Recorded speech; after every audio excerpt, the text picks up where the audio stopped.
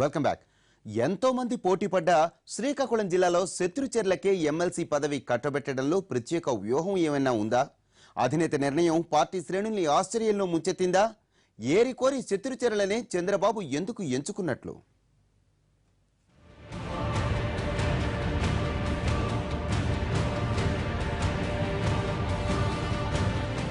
రాజకీయాల్లో ఎత్తుపల్లాలు ఎన్నో చూసినా టీడీపీ అధినేత ఏ నిర్ణయం తీసుకున్నా దానికో లెక్కుంటుందంటారు. శ్రీకాకుళం జిల్లాలో స్థానిక సంస్థల ఎన్నికల ఎమ్మెల్సీ ఎన్నికల్లో ఆయన వ్యూహం అందరినీ ఆశ్చర్యపరిచిన అధినేత అంతరార్థం ఏమై ఉంటుందన్న చర్చ జరుగుతోంది. సీనియారిటీతో పాటు సామాజిక సమీకరణాలతో ఎంతో మంది నేతలు ఈ పదవి కోసం పోటీ పడ్డా చివరికి శత్రుచర్ల విజయరామరాజునే చంద్రబాబు ఫైనల్ చేశారు. ఈ నిర్ణయంతో ఆశావాహుల సంగతేమో గానీ పార్టీలోని సీనియర్ నేతలు కొందరు ఉలిక్కిపడ్డారంటున్నారు. గడిచిన అసెంబ్లీ ఎన్నికల్లో కాంగ్రెస్ అభ్యర్థిగా పోటీ చేసి ఓడిపోయిన శత్రుచర్ల ఆ తర్వాతి పరిణామాల్లో టీడీపీలోకొచ్చారు. రాష్ట్ర విభజనకు ముందు కిరణ్ కుమార్ రెడ్డి కేబినెట్లో చివరిదాకా మంత్రిగా ఉన్న శత్రుచర్ల తన రాజకీయ భవిష్యత్తు కోసం టీడీపీనే మేలనుకున్నారు. కండువా మారినా కొత్త పార్టీలోని పాత రాజకీయ ప్రత్యర్థులతో పెద్దగా కలవలేకపోయారు శత్రుచర్ల. శ్రీకాకుళం జిల్లాలో కళా వెంకట్రావుతో, విజయనగరం జిల్లాకు సంబంధించి కేంద్ర మంత్రి అశోక్ గజపతిరాజుతో శత్రుచర్ల దూరంగానే ఉంటూ వచ్చారు. శ్రీకాకుళం నుంచి ఎమ్మెల్సీ రేసులో ఆయన పేరు కూడా తెరపైకి రావడంతో ఆయన చిరకాల రాజకీయ ప్రత్యర్థులు ఉలిక్కిపడ్డారు. ఆయన తప్పితే వేరెవరైనా పర్వాలేదన్న ప్రయత్నాలు కూడా తెర వెనుక జరగాయన్న ప్రచారం ఉంది. కానీ చివరికి వ్యూహాత్మకంగా శత్రుచర్లనే టీడీపీ అధినేత ఫైనల్ చేయడంతో సిక్కోలు రాజకీయ సమీకరణాలు ఒక్కసారిగా మారిపోయినట్లయింది.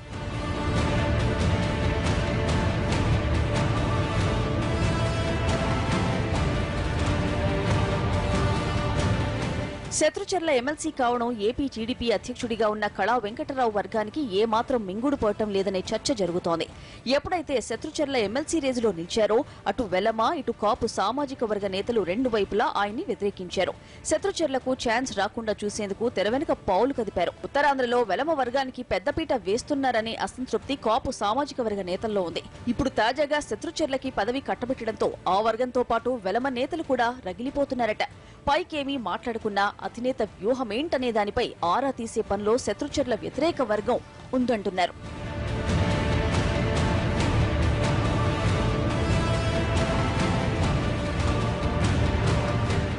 పునర్వ్యవస్థీకరణలో కేబినెట్ కూర్పుకు సంబంధించి ఇప్పటికే చంద్రబాబు ఓ నిర్ణయానికి వచ్చారని, ఎమ్మెల్సీ పదవుల పందారం కూడా దాన్ని దృష్టిలో పెట్టుకునే జరిగిందని పార్టీ నేతలు విశ్లేషిస్తున్నారు.